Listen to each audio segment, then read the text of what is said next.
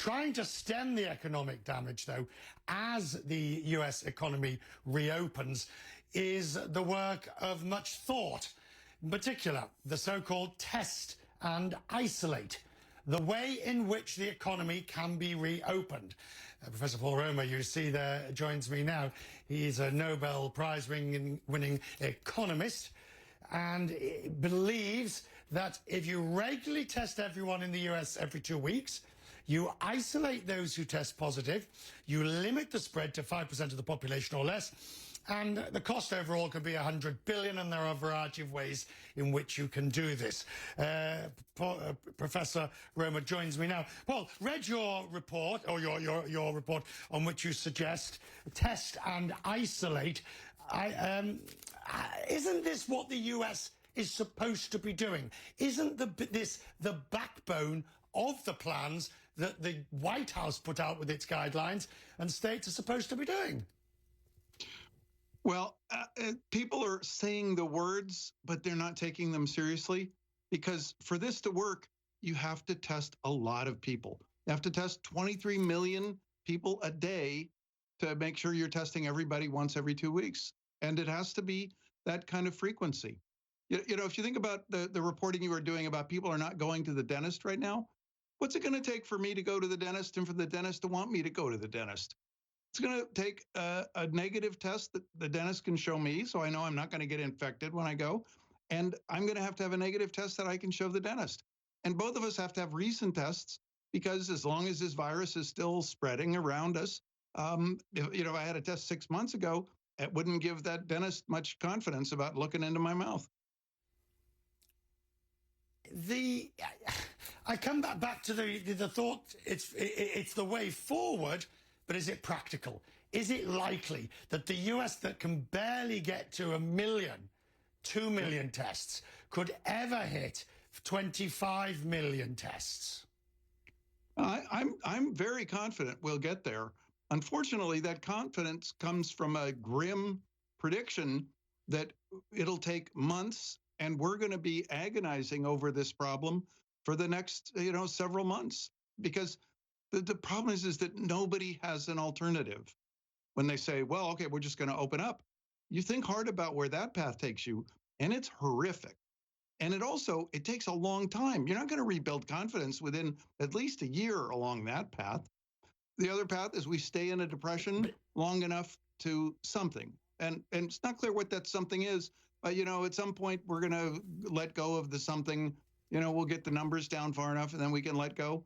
But then if you let go, you're just back to the spread again. So the people who are saying we're not going to test our way out of this problem, they are not giving us credible alternatives.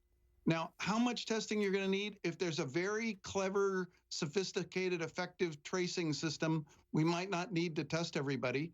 But honestly, if I'm told that there's this very effective tracing system, look, we were told we had this in January and it didn't work. And if they're told we have that system, is that going to make me want to go to my dentist? I'm going to still want to see a negative test result. He's going to want to see a negative test result too. Isn't it highly likely, Paul, that what will happen in the end is that there will be noise about testing and isolating, but that in reality, what will have happened is that people will have accepted a higher level of deaths than might be as being the price for keeping the economy more open? That's possible, but let me tell you why I don't think that's what's going to happen.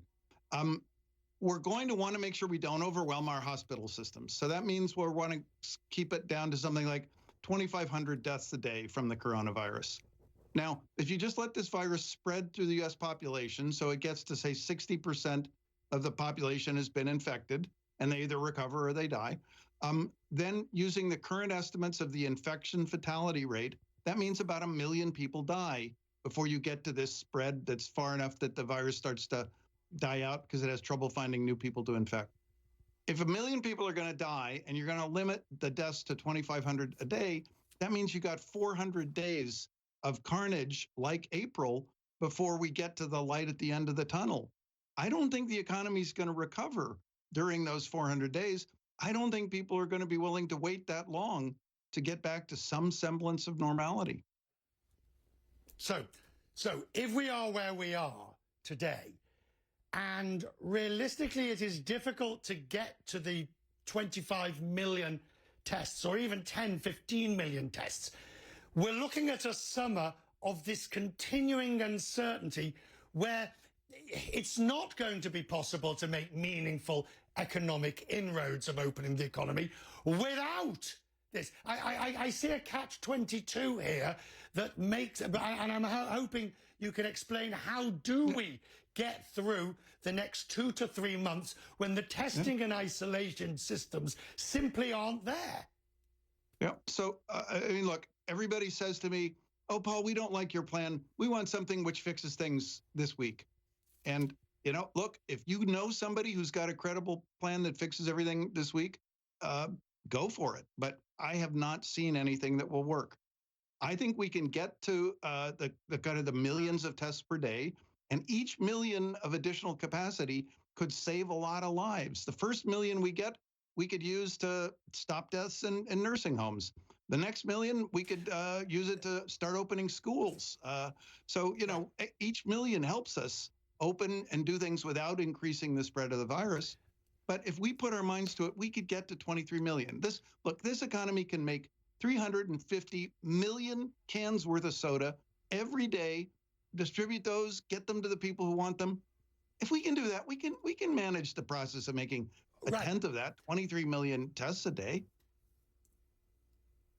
When I look at what you won your Nobel Prize for in the area of economics, of innovation, and the way in which the economy responds to innovation and technology innovation, that's the secret, really, isn't it? That's right. It is the way we innovate that will allow the economy. I mean, you're the right economist for the moment, in a sense, because you've studied this and won a Nobel Prize because of it.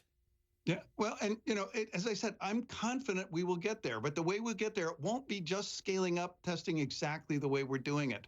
But I mean, just go back a few months. People were saying the only way you could do it is with these swabs, and we're out of swabs. What are we going to do?